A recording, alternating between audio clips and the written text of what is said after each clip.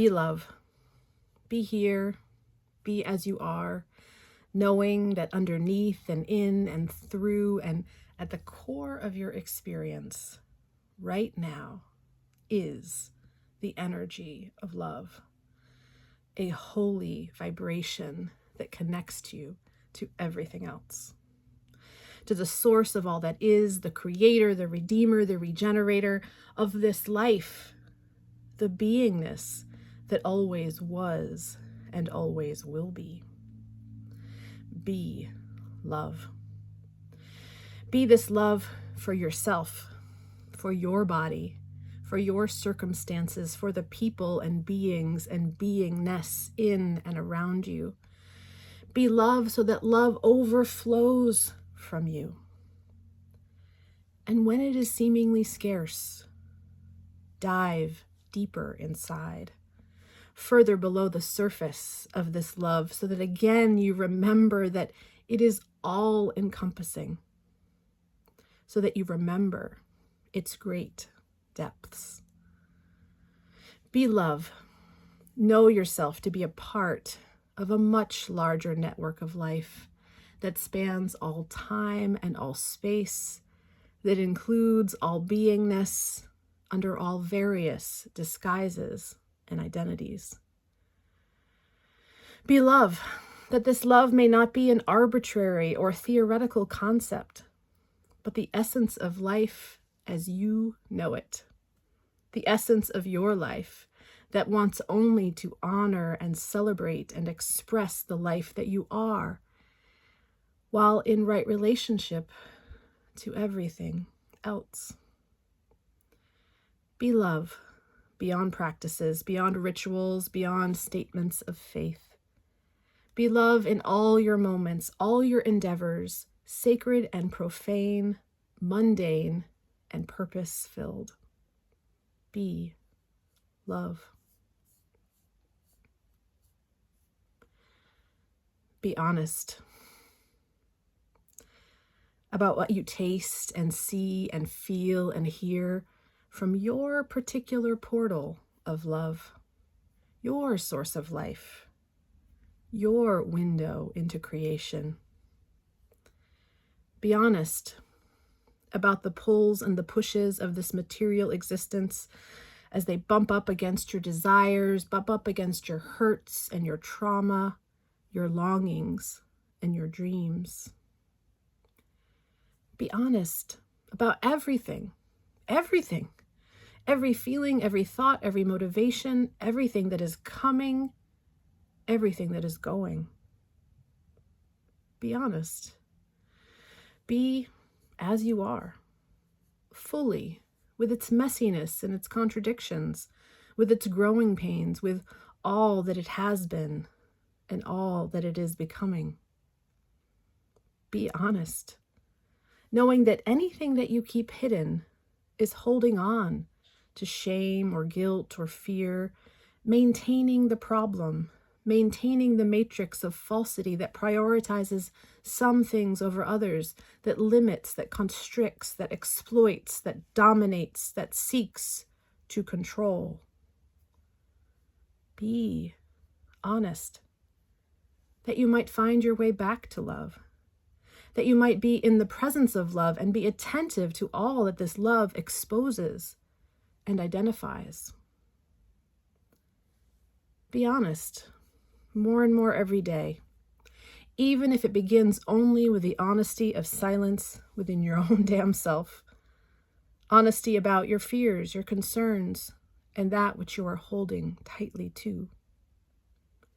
Be honest with yourself, with those you feel safe with the one who created you, knowing that the truth of this moment is not secret. It is not mysterious. It is known. It is needed. Your healing, your truth is intricately bound to the healing of your neighbor, to the healing of our world, to the healing of the holy city descending from God, that it might replace this horror of Babylon. Be honest. even though it brings grief and rage and frustration and fear. Be brave enough to stay vigilant to the truth, fearless in knowing yourself to be anchored in love, anchored in the eternal, anchored in the oneness of life of which you are a part. Be not disturbed by the challenges of the flesh. Be honest so that your flesh may be transformed, so that the word may become flesh, so that the truth that lives in your DNA and in your bones may find purchase, may find a place to be, if only for a moment. One honest moment is worth more than a lifetime of dutiful, unconscious service. Be honest. Be useful. Know that you have a part to play, a role in the great drama that need not be acquired or discovered or earned, but that is always at the core of your being, that comes to life more and more as you rest in the core of your being, as you remember yourself to be love, as you become more and more honest about what that love calls you to. Be useful, not as the corporations or the executives or the economic systems call you to be useful, but in the act of saying no, following your deeper inner guidance, and the act of seeing and honestly fleshing out all the falsity that has been driving you. Be useful. Bring healing to your familial line. You are a part of the whole. Your little bit of life that is calling to be restitched, reformed, regenerated. Be useful. Do what is needed. Respond with wisdom, with insight, with clarity. Notice how much you are controlled by reactions, how much your life is not your own as you live out old stories and old compulsions.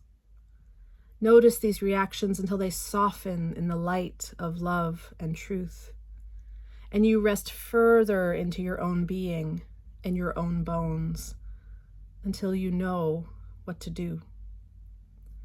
Be useful. Honor this time on the planet.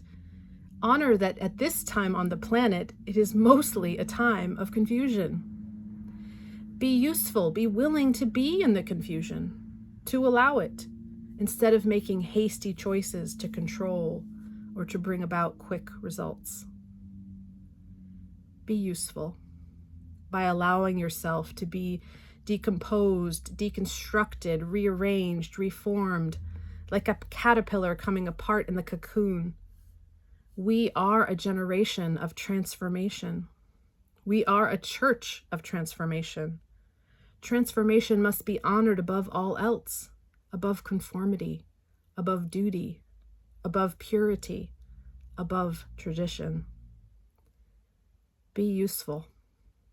Be a part of the change you want to see in the world by being that change, by making those changes on the inside first.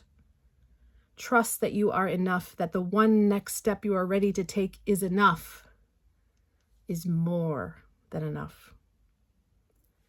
Be useful, that we might each be well, and in being well, bring wellness to the whole world, bring wellness to earth and to heaven, bring divinity into being through ourselves, through our actions, through our relationships, through our prioritization of love and truth. Be useful, just as you are, just as God is calling you to be, not rearranging and scurrying and hustling from a sense of lack, but living simply, slowly, from a place of abundant life. Be useful. Be the new church. Be the beloved community, inside and out. Blessings, friends.